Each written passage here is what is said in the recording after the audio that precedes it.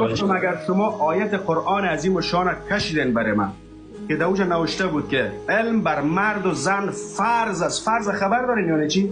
یعنی نماز است، فرض است. بخوان نماز و نماز اگر مولوی صاحب بطلا خانزاده بگه که نخوان، خدای نکرده و از دایره اسلام خارج است دیگه. او فرض خدا را منع کرده و این تو ثابت اگر بسازی ما بیعت مانده که بیخیم هر چیزی که بگوییم من میکنم. اینان 2 دقیقه اجازه بدین من صحبت کنم امرایتان 2 دقیقه. شما همین نام رهبر طالبان را به بسیار یک بزرگی یادآوری میکنین، گویا که هیچ نوع مثلا نام احمد مسعود، نام عبدالعلی مزاری، نام احمد شاه مسعود معلوم میشه به خاطر دفاع به گفته خودتان از هموطنان بیگناهتان که کشته شدن، ناحق شهید شدن، بسیار به شکل عقدمندانه یاد میکنین که حقتان است گوش بکنین. اما صحبت که بالای طالب میرسه 3 دانه پسوند و پیشوند به نام رهبر طالبان یاد میکنین و دلیل یک لحظه صبر بکنین و دلیل از این که گویا هیچ نوع جرم جنایت توسط تمامش رهبرای جهادی صورت گرفته، یک گروه مستقل به گفته شما که هیچ نوع ارتباط با حلقات بیرونی نداشتن، دستشان در کشتار هیچ نوع مردم بیگناه آغشته نیست. شما دلیل نفرتتان از رهبرای قبلی چی است؟ چون کشور ما را خراب کرده، چون مردم بیگناه را کشته. اما دلیل وقتی که صحبت از طالب می شود و بسیار یک علاقمندی و شوق با وجودی که خودتان در افغانستان هم نیستین یادآوری میکنین. چرا در قسمت طالب قابل سوال در قسمت طالب که میرسه چرا چشمایتان پت میگیرین کاملا و یک بار نمیگین که هزاران بیچاره یتیم شد، هزاران بیچاره بیوه شد، هزاران مردم بیخانه شد در جریان امی حملات تروریستی طالبان. نام میگن که ما بیعت کردیم به طالبان. چرا در این قسمت شما این چیز را نمیبینین؟ چرا بیخی فکر میکنین که طالب واقعا یک گروهی است که مسلمانان واقعی که در قرآن شریف تذکر داده شده اوصاف یک مسلمان، طالبان بر اساس امون معیارات اسلام میجنگند؟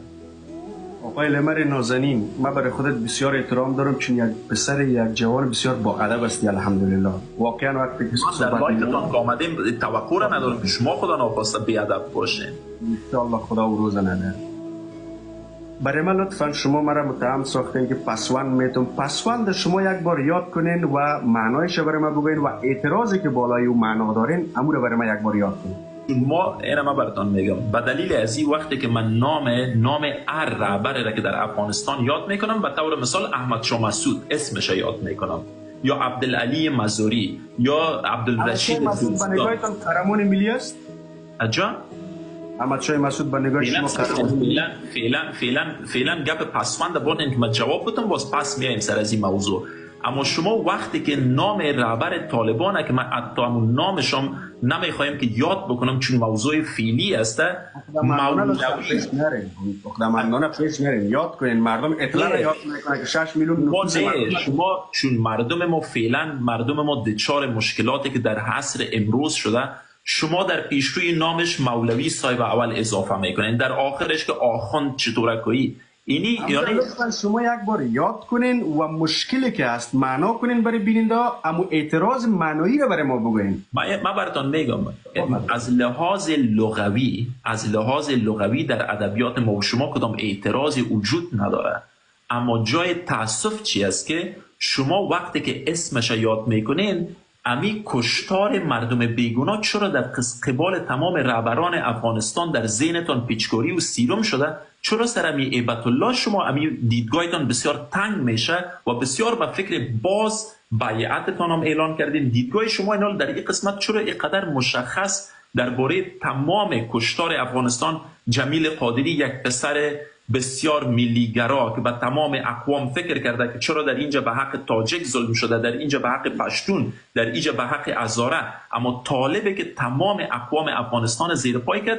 انگیزه شما که وادار ساخته شما را که برین و به اونا بیعت بکنین و با یک کمال احترام در دیدگاهتان اینجا بیان میکنین، با وجودی که خودتان هم علاقمند هستین که به زودی ممنوع خروجیتان رفع شود دوباره به خاطر طالب دوباره به کشور بروین. چرا این کشتار شما حداقل یک بار یاد آورید؟